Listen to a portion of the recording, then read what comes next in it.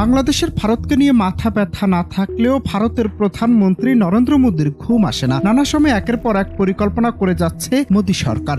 Visa বাতিল, পর্যটন এবং ট্রান্সশিপমেন্ট সুবিধা বাতিল সহ বাংলাদেশকে কোণঠাসা করতে করা হয়েছে একাধিক ব্যর্থ চেষ্টা।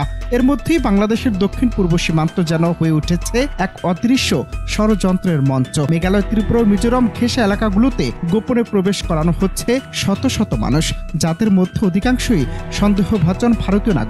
অথচ ভারত সরকার এটিকে বলছে অবৈধ অভিবাসী ডিপোর্টেশন। অভিবাসী প্রত্যাবর্তনের নামে গভীর রাতে গোপনে নদীতে ফেলে দেয়া কিংবা জঙ্গলের ভেতর ঢুকিয়ে দেওয়া হচ্ছে মানুষদের। বিষয়টি নিয়ে সীমান্তের বাংলাদেশি নিরাপত্তা বাহিনীর মধ্যে ব্যাপক উদ্বেগ ছড়িয়েছে। এছাড়াও যা আন্তর্জাতিক আইন লঙ্ঘন করেছে। এমন উদ্বেগের মধ্যেই সামনে এলো এক বিস্ফোরক তথ্য। ভারতীয় প্রভাবশালী মিডিয়া হাউস ইন্ডিয়া.com একটি প্রতিবেদনে পরোক্ষভাবে স্বীকার করেছে যে চট্টগ্রাম হিল ট্র্যাক্ট অঞ্চল বেলুচিস্তানের মতো বিচ্ছিন্ন হতে পারে।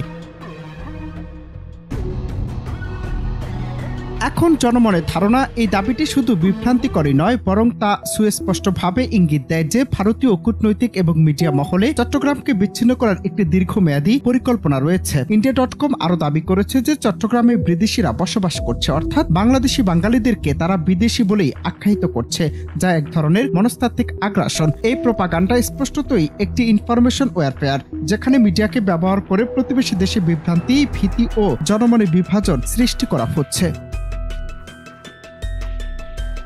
তবে বিশ্লেষকদের মতে ভারতীয় গোয়েন্দা সংস্থা র এবং সরকারপন্থী মিডিয়া মিলে এমন একটি প্রেক্ষাপট তৈরির চেষ্টা করছে যাতে বাংলাদেশ আন্তর্জাতিক মহলে একটি অস্থিতিশীল রাষ্ট্র হিসেবে চিত্রিত হয়। এরই অংশ হিসেবে বাংলাদেশের পাহাড়ি অঞ্চলে নতুন করে নামহীন পরিচয়হীন ব্যক্তিদের পাঠানো হচ্ছে, যারা সম্ভবত নতুন করে সন্ত্রাস বা বিচ্ছিন্নতাবাদ উস্কে দিতে পারে।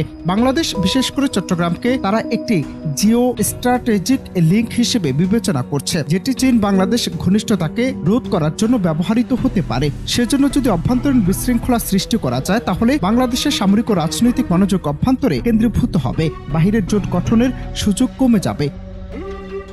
এছাড়াও বিশ্লেষকরা মনে করছেন, যদিও বাংলাদেশের বর্তমান অন্তর্বর্তী সরকার ইতিমধ্যেই সীমান্তে নজরদারি বেশ বাড়িয়েছে, তবে শুধু সামরিক প্রতিরক্ষা নয়, কৌশলগত মিডিয়া প্রতিরক্ষা গঠন করাও জরুরি হয়ে পড়েছে। ভারতের ইনফরমেশন ওয়ারফেয়ারের মোকাবেলায় বাংলাদেশের উচিত একটি শক্তিশালী তথ্যভিত্তিক বিশ্বাসযোগ্য আন্তর্জাতিক প্রচারণা চালানো। একই সঙ্গে বাংলাদেশের পররাষ্ট্র মন্ত্রণালয়কে জাতিসংঘ আঞ্চলিক জোটগুলোতে এই বিষয়টি তুলতে হবে, যা বাংলাদেশের জন্য গুরুত্বপূর্ণ হলেও হতে পারে।